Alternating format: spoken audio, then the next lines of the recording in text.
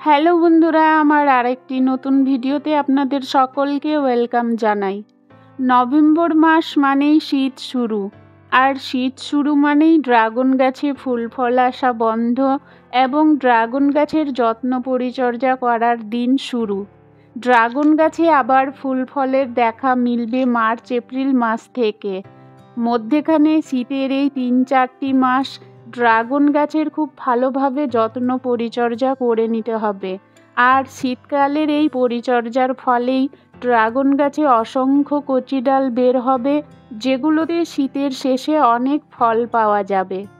November মাসে dragon গাছে ফল থাকলে সেগুলোকে তুলে নেওয়ার পর প্রথম যে পরিচর্যা সেটি হলো ড্রাগন গাছের সমস্ত ভোঁতা ডাল এবং অনেক দিনের পুরনো বিবর্ণ হয়ে যাওয়া ডালগুলোকে কেটে ড্রাগন গাছকে পরিষ্কার পরিচ্ছন্ন করে নিতে হবে। তারপর গাছের গোড়ার মাটি খুঁচিয়ে গাছের গোড়ায় ভারী খাবার দিতে হবে। খাবার দেওয়ার জন্য কিছুটা ফাঁকা জায়গার দরকার, তাই গাছের গোড়া খুঁচিয়ে কিছুটা মাটি তুলে নিচ্ছি। ৬-৭ মাস কিংবা ৮ মাস বয়সের ড্রাগন গাছ হলে খাবার দেওয়ার সময় গাছের গোড়ার মাটি তুলে ফেলার কোনো প্রয়োজন নেই।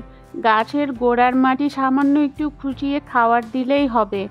আর ১ বছর বা তার বেশি পুরনো গাছ হলে এবং গাছের গোড়া শেকড়ে ভর্তি হয়ে গেলে এইভাবে কিছুটা মাটি তুলে তারপর গোড়ায় ভারী খাবার দিলে বেশি ভালো।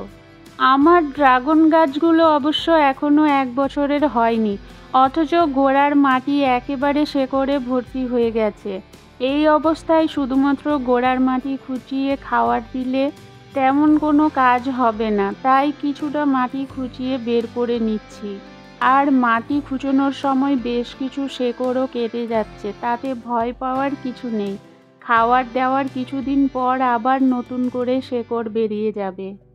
নভেম্বর মাসের ১৫-২০ দিনের মধ্যে সাধারণত ড্রাগন গাছের গোড়ায় খাবার দিয়ে দিলে বেশি ভালো, কিন্তু আমার ড্রাগন গাছে অনেক ফল ছিল, তাই আমি সেই সময় খাবার দিতে পারিনি। যাই হোক, একইভাবে সবগুলো পাত্রে লাগানো ড্রাগন গাছের গোড়ার মাটি খুঁচিয়ে বের করে নেব।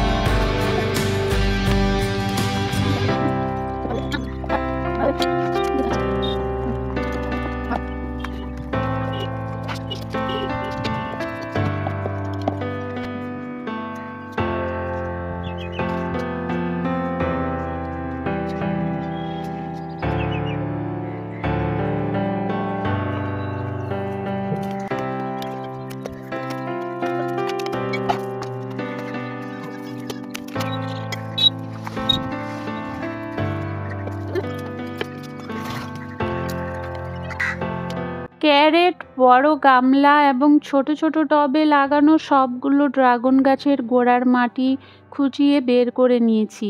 এবারে গাছের গোড়ায় যে ফাঁকা জায়গা বের হয়েছে সেগুলো খাবার দিয়ে ভরে দেব। আমি ড্রাগন গাছের খাবারে রেখেছি শুধুমাত্র গোবর সার আর সামান্য নিম খোল।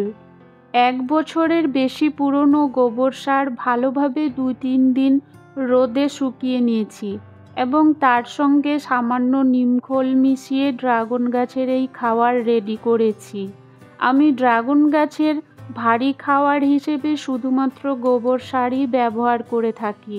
গোবর সার থেকেই গাছ তার সমস্ত প্রয়োজনীয় নিউট্রিশন পেয়ে যায়, তাই আর অন্য কোনো কিছু দেওয়ার প্রয়োজন হয় না। আর নিমখোল মাটি থেকে ফাঙ্গাস এবং পিঁপড়ে ও অন্যান্য পোকামাকড়কে দূরে রাখতে সাহায্য করে। মাটির সঙ্গে এই দুটো জিনিস মিশিয়েই আমি ড্রাগন গাছগুলো লাগিয়েছিলাম এবং খুব ভালো ফল পেয়েছি। পরিবারের সকলে 100% অর্গ্যানিক ড্রাগন ফল খাবো বলেই সম্পূর্ণ জৈব পদ্ধতিতে ছাদে এই ছোট্ট ড্রাগন বাগান তৈরি করেছি। তাই আমি আমার ড্রাগন গাছগুলোতে কেমিক্যাল কোনো কিছুই ব্যবহার করি না। যাই হোক, ড্রাগন গাছের গোড়ায় একটু বেশি করেই গোবর সার দিয়ে দিলাম, কারণ জল দেওয়ার পর অনেকটাই বসে যাবে।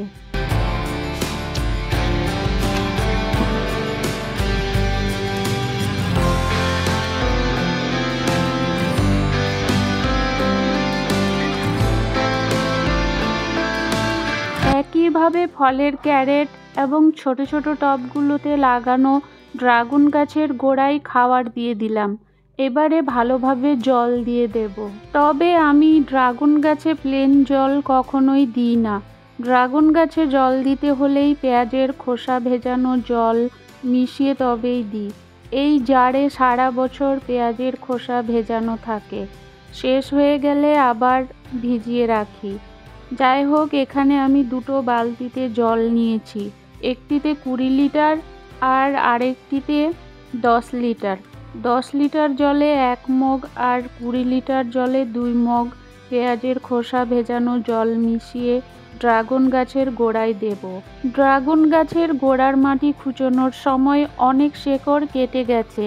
পেঁয়াজের খোসা ভেজানো জল মিশিয়ে দেওয়ার ফলে জৈব ফাঙ্গিসাইডের কাজ করবে এবং কেটে যাওয়া শেকড়ে সহজে ফাঙ্গাস লাগতে বাধা দেবে। পেঁয়াজের খোসা ভেজানো জল গাছে ফুল ফল নিয়ে আসার পাশাপাশি ছোটোখাটো ফাঙ্গিসাইডেরও কাজ করে। সবগুলো গাছের গোড়ায় বেশি বেশি করে জল দিয়ে দিলাম, যেন গাছের গোড়ায় দেওয়া সমস্ত খাবার খুব ভালোভাবে ভিজে যায়। ভিডিওটি ভালো লাগলে অবশ্যই লাইক, কমেন্ট, শেয়ার করবেন এবং চ্যানেলটিকে সাবস্ক্রাইব করে পাশে থাকবেন। সম্পূর্ণ ভিডিওটি দেখার জন্য অসংখ্য ধন্যবাদ।